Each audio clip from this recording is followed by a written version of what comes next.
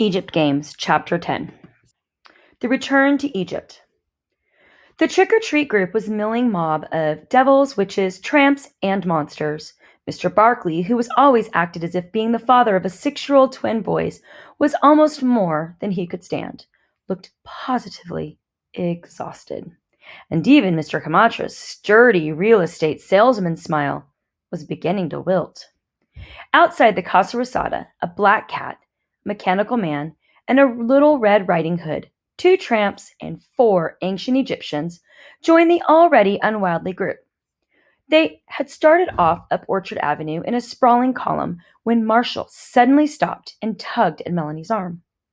"I want a sign," he said loudly. Several of the surrounding trick-or-treaters turned around at him. The other 3 Egyptians stared in astonishment. Marshall had never blabbed about the secrets before. "Shh," April hissed. "Not yet. I'll tell you when." "Shh, Marshall, it's a secret," Elizabeth whispered, covering her mouth with her hand. "What's the matter with you?" Melanie asked in astonishment. Marshall pushed Elizabeth's hand away. "Not a secret sign," he said. "A sign to carry." All of a sudden, Melanie laughed. "Oh," she said, "I guess he thinks we're demonstrating, like the university. He's never been trick-or-treating because he was too young last year, but he knows about demonstrations." Everybody laughed, except Marshall. "We're not a demonstration, Marshall," Melanie explained, tugging at him to get him moving. "We're trick-or-treating. Trick-or-treating is for candy, and demonstrations are for things like peace and freedom. It's different." Marshall relaxed and allowed himself to be pulled down the street, but he didn't look convinced. "I'm a demonstration," he said firmly. When the crowd turned up on Elm Street, where there were more good houses to visit, the Egyptians began to drop off near the group, where it would be easier to get away. That meant that they were the last ones up to each home, and sometimes most of the good stuff was already taken, but they hardly noticed. They were too busy looking for an omen. At the last house before they turned off Elm Street, the Egypt gang started up the front walk and collided with 2 other trick-or-treaters who also seemed to be hanging behind the main group, a monster and a walking pile of boxes. "Hey," the monster said, "it's Ross in February. What are you supposed to be?" The rubber monster mask completely covered the speaker's head, but the voice was familiar.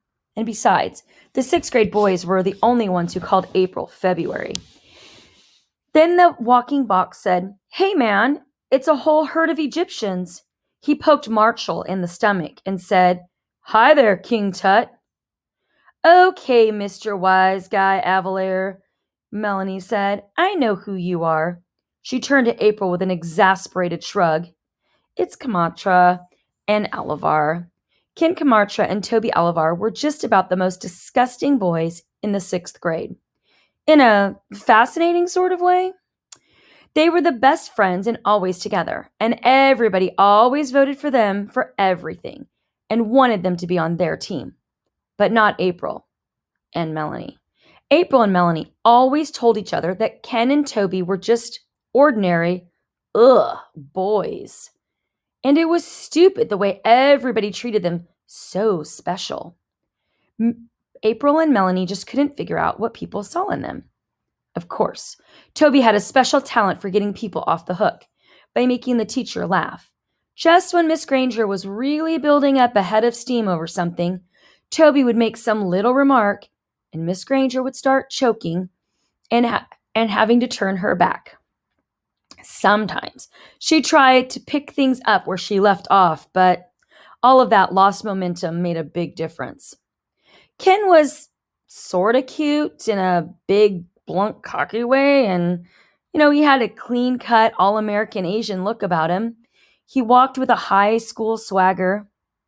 Toby was thinner, with big ears that stuck out of his shaggy hair, and enormous brown eyes that were always up to something, like a pair of TV screens turned on full blast. But right now, you couldn't see what either of them really looked like at all. Ken had a man's old overcoat on over a pillow-padded hunchback, and, wouldn't you know it, rubber monster hands and feet, too, as well as the mask. Ken's father sold a lot of real estate, and he could afford expensive stuff like that. Toby was the box man. He had a smaller box over his head with a saran wrap covering opened, shaped like a TV screen to look out through. The rest of him was covered with all sorts of other boxes, all strung together and painted black and covered with pasted on ads of papers and magazines. There were Alka-Seltzer and Pepto-Bismol ads pasted on his stomach boxes, aspirin ads on his head boxes, and even deodorant ads under his left armpit. "Boy, are you two in character," April said. "A monster and a pile of junk." "I'll have you know that I represent the new America," Toby said haughtily. Then he grinned. "It was my dad's idea. He says it's a new art form he just invented." Toby's dad had been a graduate student at the university. He was also a sculptor who made statues out of all kinds of junk. "An art form?" April said. "Well, all I can say is—" "Don't," Toby interrupted. "You'll just show off your ignorance." "Come on, Toby," Ken said. "We're getting left behind." "Yeah, you little kids ought to keep up with the group better," Toby said, as he started walking up the sidewalk. "You're liable to get hurt." "Little kids," Melanie yelled after him. "Look who's talking!" Marshall ran after Toby and gave him a shove on the rear of his biggest boxes. "We're not little kids," he said. "We're Egyptians." Toby swiveled his TV head around and surveyed the damage. "Hey, watch it," he said. "You just bent my jockey shorts ad." April and Melanie didn't believe in encouraging Toby by laughing at him, but that was just too much. By the time the Egyptians got over their convulsions of giggles, Ken and Toby had disappeared around the corner, and the lady whose walk they were on was calling to ask if they wanted some candy or not. After that, Melanie suggested that maybe they better stay up with the group a little better, or fathers would notice and start watching them. But even when they were trying, it wasn't easy to catch up because their costumes were such a success. At almost every house, they had to be admired and questioned, and other members of the family had to be called to see them, particularly Elizabeth and Marshall. Everyone thought Elizabeth and Marshall were just darling and adorable, and they had to be admired and fussed over before the Egyptians could take their candy and leave. At last, at one house, they had to wait while the man got his flash camera out to take their picture.